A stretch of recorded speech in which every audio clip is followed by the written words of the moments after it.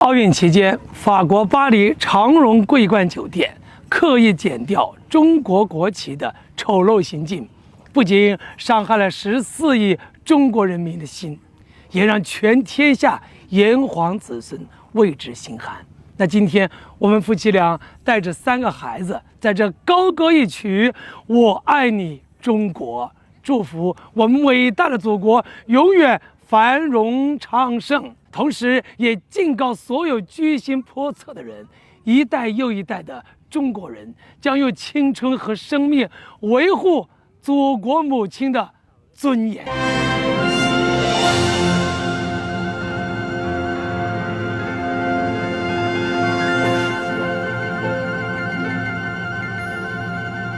百里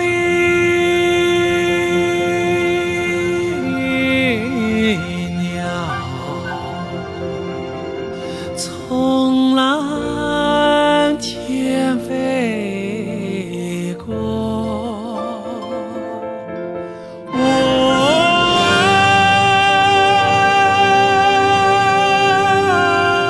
爱你中国。